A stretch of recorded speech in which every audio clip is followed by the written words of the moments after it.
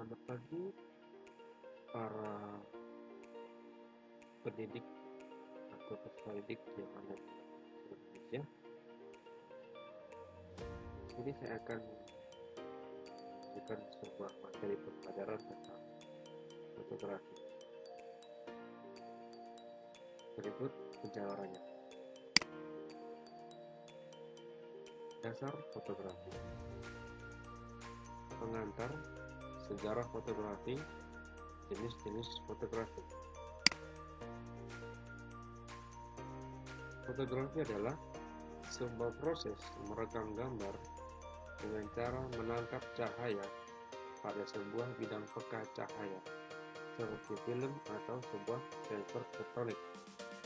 Jadi fotografi jelas dikatakan kita bisa menangkap cahaya dan gambar yang kita inginkan, baik itu gambar di sebuah daerah-daerah atau di pinggir pantai, gambar yang bergerak atau gambar yang tidak bergerak. Kita bisa mengambil gambarnya dengan sesuai yang kita inginkan. Di sini ada dikatakan seperti film atau sebuah sensor elektronik. Banyak para fotografi yang suka mengambil gambar-gambar yang sangat-sangat menarik seperti pemandangan atau mungkin model dan sebagainya. Inilah fotografi. Kemudian kamera. Kamera merupakan sebuah kotak yang kedap terhadap cahaya, dilengkapi dengan sebuah celah lubang yang memungkinkan cahaya masuk secara terkendali, disertai lensa yang dapat membuat bayangan dari suatu gambar jatuh ke suatu bidang di mana film berada. Jadi kamera itu alatnya. Ada dikatakan sebuah celah atau lubang yang masuk terkendali. Jadi ada bayangan yang kita bisa ambil dari alat kamera yang kita gunakan, di mana bidang-bidang suatu gambar yang kita inginkan, mau itu film atau gambar lain. Ya, ini contoh mengambil sebuah orang jalan di atas bukit. Oke, inilah elemen lensa fotografi. Ada poin 1, 2, 3, 4, 5. Jadi kita bisa mengambil dari jarak jauh menjadi jarak dekat. Semakin zoomnya semakin besar, kita bisa tarik lebih dekat dengan hasil gambar yang maksimal, tergantung jenis kameranya. Nah, ini ada beberapa contoh saja. Gambar sebuah perempuan dengan model gayanya. Dan ini sebuah gambar bapak berdua duduk di tepi pantai di sebuah perahu. Inilah contoh elemen lensa fotografi. Kemudian fotografi dikatakan dari bahasa Perancis atau bahasa Yunani kuno, kuas lukis, yang jika digabung artinya adalah melukis dengan cahaya, hasilnya disebut dengan foto. Jadi ada kita setelah bahasa dari Yunani ada kuas atau yang melukis gambar cahaya dengan cahaya yang ada, jadi disebut foto. Jadi hasilnya itu foto, gambar. Ini ya fotografi. Kemudian ini sejarah fotografi, ada 5 poin ya. Tahun 1806 yaitu Nietzsche atau Nietzsche dan Louis Daguerre. Kemudian pertama ada Ibn al-Khattam tahun 1965-1040. Ini kamera obscura dan lubang jarum, ini dulu pertama. Lalu berganti lagi Albertus Magnus dari 1193 sampai 1280, Peter Pratt. Yang ketiga George Fabricius 1516 sampai dengan 1551, istilah silver chloride. Yang keempat, Daniel baru 1508 atau dikatakan breadcrumb. Yang kelima, Wilhelm Homburg 1694 dengan efek fotokimia. Inilah sejarah fotografi dari zaman dulu sampai tahun 1664. Kemudian fotografi ini ada poin-poinnya yang dikatakan William Fox Talbot tahun 1840 prosesnya. Kemudian tahun 1851 ditemukan oleh Frederick Scott Archer. Lalu George Eastman tahun 1884 pengganti negatif yang sebelumnya dicetak di atas plat besi, yaitu menggunakan film. Ini beberapa contoh dari seorang penemu William Fox Talbot, Frederick Scott Archer, dan George Eastman. Kemudian jenis fotografi ada 3. Nah, yang pertama hitam putih, warna dan hitam. Ini zaman dulu, zaman kita sebelum merdeka, ya, di negara kita Indonesia, atau zaman dulu kala pakai hitam putih gambarnya, fotonya. Semakin tahun semakin bertambah, lalu warna. Ini warna ada berbagai banyak warnanya, kumpulan warnanya. Lalu digital, sekarang sudah teknologi semakin canggih, bisa bergerak, animasi. Nah itu ya, ini hitam putih, warna dan jenis fotografi.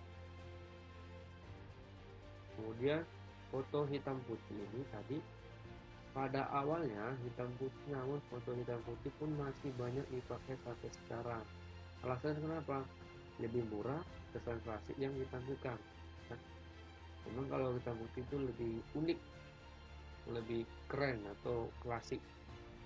Nah sekarang banyak orang juga, orang fotografi atau fotografer atau editing sering atau suka mengedit gambar yang warna menjadi hitam putih. Walaupun sekarang kita sudah gambar digital atau warna, kita bisa edit hitam putih kayak zaman dulu. Nah, ini katakannya klasik gitu. Jadi masih banyak sekarang ditemukan foto-foto hitam putih. Nah, itu unik, mungkin kita bisa pakai atau kita jadikan sebagai memori, memorinya supaya lebih dekat dan bisa diingat kembali. Inilah contoh gambar seorang perempuan di foto sedang berpose dengan kamera. Kemudian foto warna ini tadi dikembangkan pada pertengahan 1800-an, dikembangkan oleh James Clerk Maxwell 1861. Salah satu metode yang dikembangkan adalah dengan menggunakan 3 buah kamera, di mana pada masing-masing kamera akan dipasang filter warna di depan lensa. Fotografer Rusia Sergei Mikhailovich Prokudin-Natagorsky mengembangkan teknik lain katanya, di mana dia menggunakan 3 warna plat di dalam kamera untuk mengambil gambar. Ya, dia menggunakan 3 plat warna. Sungguh sangat menakjubkan, jadi bisa menghasilkan gambar yang menarik seperti berikut. Tapi menggunakan hasil yang fantastik begitu untuk warna. Lalu digital. Jadi digital mulai dikembangkan pada tahun 1991 oleh Sony dengan produk Sony Mavica. Setelah direkam ke harddisk, hasilnya akan ditampilkan di televisinya. Nah ini kita bisa lihat hasilnya di layar televisi atau di fokus. Hasil digital itu ya yang mungkin gambarnya sudah lebih jelas, besar, mungkin bisa diedit menggunakan animasi atau menggunakan suara. Nah ini sekarang banyak orang kalau bikin foto digital ya dibikin di satu CD atau DVD, diedit, bikin bingkainya, lalu dikasih bergerak, animasi dan nada suara atau soundnya. Nah ini lebih mudah sekarang seorang fotografi membuat foto-foto digital yang menggunakan animasi supaya kelihatan menarik dan banyak orang menyukai dan menyenanginya. Ya, favoritnya begitu kalau digital. digandrungi oleh orang-orang banyak, dari paling muda sampai mungkin ya, vital. Kemudian fotografi, ya orangnya, prinsip dasar fotografi tetap sama, yang berubah adalah alat perekamnya. Pertama-tama terdapat perbedaan yang sangat besar pada teknik perekaman gambarnya atau recording. Film menggunakan teknologi kimia, sedangkan digital menggunakan teknologi elektronika. Ini. Jadi fotografi digital orangnya atau kita yang membuat tekniknya. Teknologinya apa? Ya di situ tadi kimia dan elektronika. Ya seorang fotografi dunia, berkelas dunia, atau orang-orang dunia di Amerika sana, mereka melakukan alat yang canggih, jadi bisa menghasilkan hasil yang terbaik. Contoh saja kita lihat seperti film-film action Hollywood. Nah itu mereka pakai teknologi yang canggih. Nah, banyak hasilnya yang editingnya yang menakjubkan, fantastik, gitu, digital. Kemudian fotografi digital keunggulannya apa katanya? Biar rendah, mudah digunakan, gambar langsung jadi, tidak terlihat komposisi, fungsi fotografi menjadi tidak terbatas. Jadi bebas, fleksibel, mudah, tinggal copy saja hasilnya, bisa kita lihat di komputer, laptop, maupun di televisi, maupun di fokus. Jadi langsung jadi, kita tercetak juga bisa langsung kita lihat hasilnya, nggak terikat dari komposisi yang lain. Jadi hasilnya langsung, patennya langsung jelas warnanya, kualitas resolusi gambarnya lebih tajam. Nah ini ya, grafik digital sebulan. Kemudian ini jenis kamera yang dipakai sampai saat ini.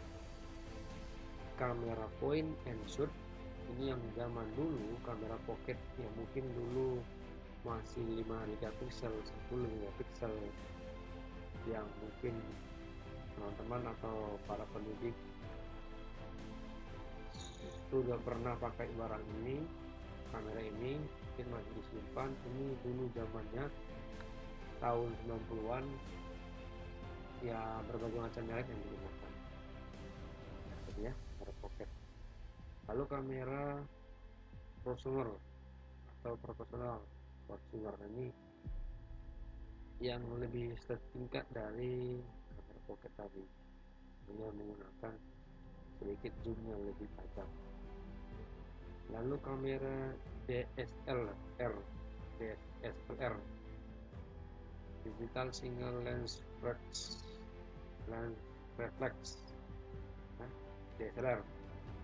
Jadi ini yang sekarang orang pakai tipe-tipenya. Ada merek Nikon, Canon, dan sebagainya. Harganya tergantung kualitasnya. Semakin lebih tajam gambarnya, pengambilannya semakin lebih baik. Tentu saja seorang fotografi menggunakan kamera-kamera yang jika kita lihat di para sepak bola dunia itu menggunakan kamera yang canggih, yang besar, panjang lensanya. Itu satu lensa itu bisa menghasilkan puluhan juta bahkan miliaran. Lensanya saja, ya bukan kamera tapi lensanya yang mahal. Itu bukan terpisah bisa menghasilkan gambar tajam, dari jarak jauh bisa zoom jarak dekat. Itu DSLR, digital single lens reflex. Kemudian kamera DSLR atau digital single lens ray atau kamera large format flex. Nah ini yang biasa, yang standar, ya setingkat dengan yang tadi, yang digital single, supaya banyak atau mungkin bisa dipakai di studio.